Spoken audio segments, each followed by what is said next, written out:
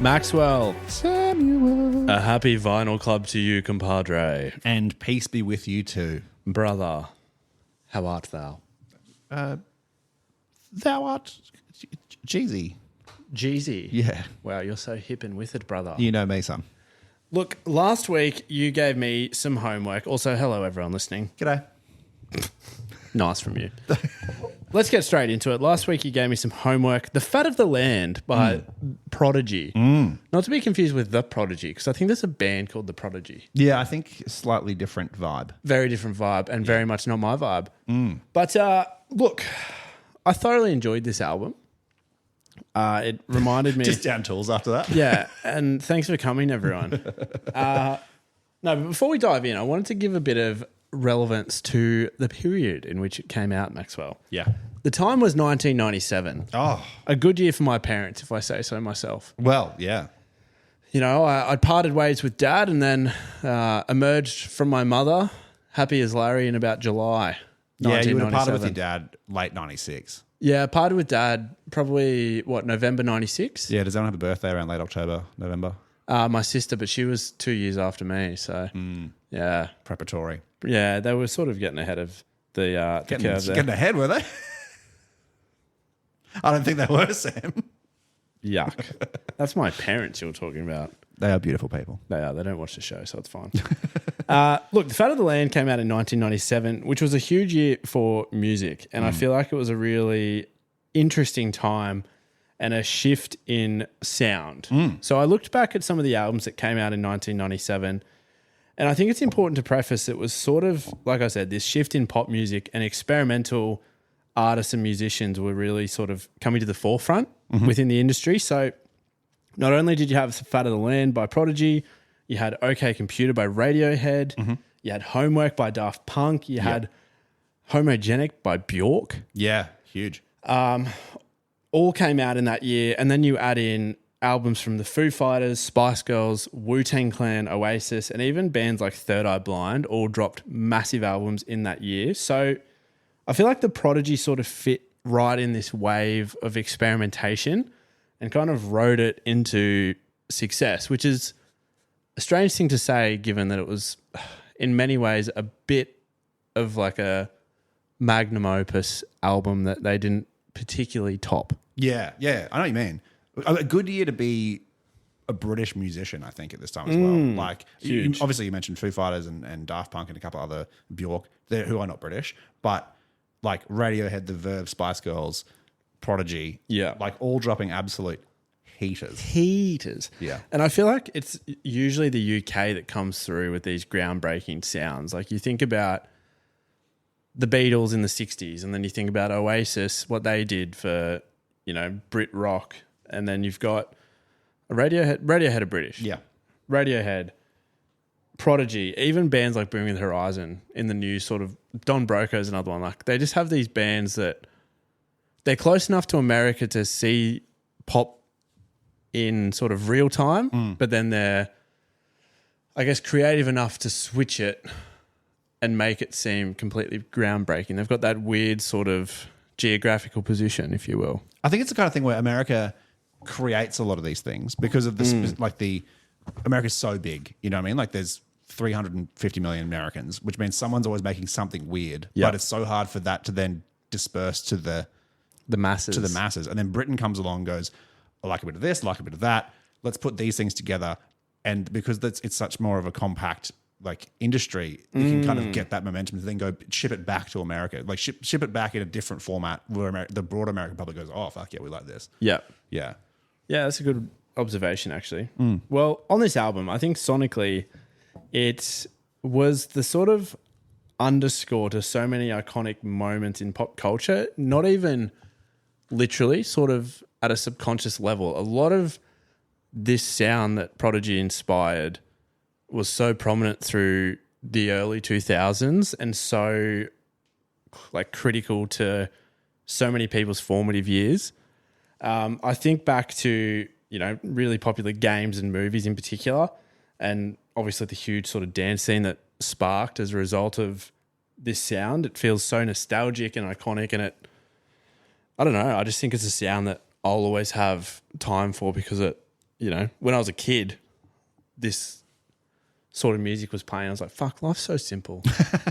Life's so good. Which is so ironic because it's such a drug fueled, like, oh yeah, the people enjoying this music at the time when you were like 2, 3, 4, 5 were like chewing face in a rave in Brighton or something. Yeah, they were chewing face, but I was at home playing video games and watching movies. So like we just have different experiences with the music, which is what it's all about.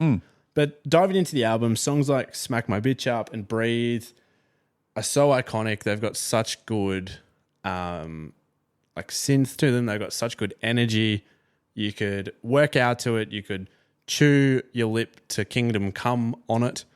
But more than anything, it reminds me of movies like Pulp Fiction, games like SSX Tricky, like just so fun, groovy, and just have like I said, like an energy to it that is both nostalgic yet like it feels very new. And of that time, like in 1997, this would have been mind-blowing to people. Yeah. Hard to make too in 97. Very hard to have make. like Pro Tools that you could just pop things on the grid. They would have been experimenting with keyboards like nobody's business. More cables than you can poke a stick at. Yeah. Firestarter, obviously iconic in so many ways. Because I'm a Firestarter. Fucking tune. Such a tune. It makes me want to watch either Peep Show or Charlie's Angels. Yeah.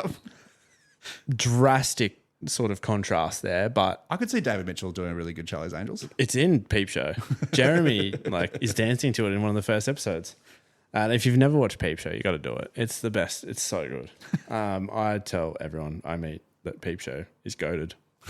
Some get it and some don't. And if I agreed with the ones that don't, we'd both be wrong. Look, fair enough. Yeah. Anyway, but it's so 90s and it's really dark. And it feels like if you were in a Dragon like Flames button-up T-shirt, you'd fit right in with the crowd. Sick. I'm a Firestarter. Firestarter. How fucking sick of dragons. But apart from the hits, I didn't really know the rest of the album, so I was really interested to dive into the back end, if you will. Yeah. Not accidentally, sorry. Wrong one. Yeah, it was an intentional exploration of the back end. Yeah. But it was a bit different to what I thought. The rest of the album is sort of, I don't want to say soundscapey, but it's very, like you're at a club and the DJ, it's probably like 10 p.m., 10 a.m., a bit early. Fuck. Or late. Or late, yeah, we've kicked on. It just seems like the middle ground of a DJ mix. So you've got the big hitters, but these are sort of just like the filler tracks to me. But look, you've got tracks like, I don't want to mispronounce it, Narayan. Sure, yeah. Funky Shit and Diesel Power. They wouldn't be out of place in like a German warehouse rave. Just really sort of late night dance bangers. There's not a heap to them, but they've got that driving bass. They've got that synth that makes you want to, cut more shapes in an Arnott's factory. They were really cool. Serial Thriller reminded me that I shouldn't steal a handbag. It's, big energy. Yeah, I wouldn't steal a handbag, so why would I steal a movie? Yeah. It just took me, I was like, fuck, did they write that as well? Do you know the person who did write that didn't get paid for it? That's ridiculous. Yeah. That you got pirated by the people who made the anti-piracy ads. That's so ironic, isn't it? I would sue them. No win, no fee. Slater and Gordon. Or is it? Yeah, no, it is. And then meanwhile, the rest of the tracks, Minefields, Fuel My Fire and Climatize, I'm sure, I'm almost certain they've all been used in video games or in an episode of Cyber Chase. Yeah. With like the constant sort of movement and momentum within the songs. Like the synths always are doing something different. And they're kind of, in a non-offensive way, monotonous. Yeah. You sort of get lost in it. It's always moving. You feel like you're constantly like running through these songs. But then they end and you're like, fuck, was that 4 minutes? Like you just fly by. But you can see where a lot of current DJs took a lot of inspiration from with this sort of sound. It's big. I feel like live it would go to another level. Fucking A, does it? Which you can talk to, obviously. But I think a band that you would love live. Yeah. Because I think also a band like look, I knew the hits before I went and saw them. And I was like, look, I know enough hits that I'll go see them. Yeah. And there wasn't a moment in that set where I wasn't like, this is awesome. Like you don't need to know the songs to just get the energy, 100%. Yeah. And I think, Had I known about them a bit earlier, I would have come and checked it out with you. But I'll just have to wait till next time. Well, they do tour. Like, I wouldn't say a lot, but they're pretty consistent with their touring. Yeah, so good. I think like they'll be back around. Smack my bitch up. I mean, I think the thing that to me this record sounds like the future. Like even though it was written nearly 20 years ago, Yeah. and it does feel super 90s. It feels super 90s in the way that like the 90s at the time felt like the future. And so to me, it has this like, I don't know. It's like futuristic nostalgia. Yeah, exactly. Yeah. It's like, it feels like what the 90s predicted the world would be. Yeah, exactly. And so like when I listen to, especially like some of the deeper cuts, like Climatize or like Serial Thrill, I'm like, I'm on the internet. I'm hacking the mainframe. I'm like, you know what I mean? It feels like a spy movie. Yeah, exactly. And you're running from the guards and stuff. Yeah. Yeah. That's what I mean. Like it's got so much momentum in it. And it's rare to find that in music, really. To have energy that's not just like, oh yeah, that's cool. But like, I literally just want to go and run. Yeah. Yeah, exactly. It's cool. It's cool. Well, overall, I might revisit a few of them. I did save a few. Yeah, hell yeah. It reminds me, that era of like Prodigy, Basement Jaxx as well. Oh, fuck yeah. I saw this footage the other day of, do you know Paddy the Baddie, the fighter? Yeah, oh yeah, big fella. Who who slims down for his fights but blows out. Yeah. He, yeah. Where's he from? The same place Lothar from. Liverpool. Yeah, what do they call them? Scouse. Yeah. He's like, you can't fucking Scousers don't get knocked out, lad. But I saw footage of him and his walkout song. He was in the ring preparing for a fight and he was singing Where's Your Head At? It's the hardest shit I've ever seen. Yeah. And he's like death staring his opponent, like eyes wide open, full of adrenaline. He's like singing Where's Your Head At? And I just dove straight into Basement Jaxx. It was the best. But yeah, what a time. Yeah, I think that was when like so much like the cusp of computers were just coming in, so you could really make weird sounds, and you could put together these punky sort of synths with also like bit like the top lining vocal was also really cool. I think bands like Basement Jaxx, Prodigy, Chemical Brothers, even Daft Punk to some degree was in that same kind of grouping. Yeah, they were doing all sorts of crazy shit. It was a cool time.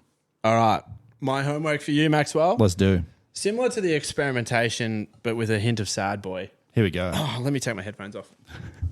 All right. I have for you, sir, Joji's new album, Piss in the Wind. It's a bit rude from Joji, isn't it? Isn't it just? But it's a little bit different from Joji. Some really heavy, distorted songs with the likes of Pixelated Kisses. Mm-hmm. My favorite is Last of a Dying Breed. Mm-hmm. You know what you're going to get with Joji. It's a bit sad. It's a bit lo-fi, but then there's random songs with a lot of energy. So yeah, I'm excited to hear your thoughts. It's a little bit different from his last album that had Glimpse of Us. I forget the other ones, but I think I'm keen to hear your thoughts on it. Absolutely. Very interested to see. Yeah, I'm keen to jump in and check this out. Give it a yarn. In a moment, I'm lost. And then, Last of a Dying Breed, I think you brought to the show before. Yeah. 4 Bats, brother. I'm lucky having 2 today. And there's a couple of others. Can't See Shit in the Club. Yeah. He has the most random titles, and he's Filthy Frank after all. But he is indeed. It's disgusting drank. In all honesty, it's incredible that a man who was once Filthy Frank is now Joji and making the music he does. So, look, like I've said before on the show, I own every Joji album on record. So now that I've got the new one, keen to hear your thoughts. The man goes hard. Yeah, exactly. Well, Sam, any final thoughts for the day? No, I spent a lot of money recently on records, so I'm back in the poverty club. What about you? Did you get yours yet? A couple might have come through. They're coming through in phases. I forgot that I'd bought Friendly Fire's new album. Not new album. This is actually a very old album. I think it came out like 2008. So Friendly Fire's album was one that I picked up. And I think I picked up a Green Day album. Maybe a 21st Century Breakdown. Oh. 21 Guns. Indeedly so, Sam. So, rate that. Either or both of those may make the appearance on Vinyl Club into the future. I'm excited. Yeah. And Record Store Day coming up as well. 18th, that's in a week. Yeah, just over a week or just under a week, actually, at the time that you're listening to this. Get ready to go spend a lot of money. So, yeah, I think I'm very, very excited, Sam. Me too. Yeah. What to be excited about. Well, see ya.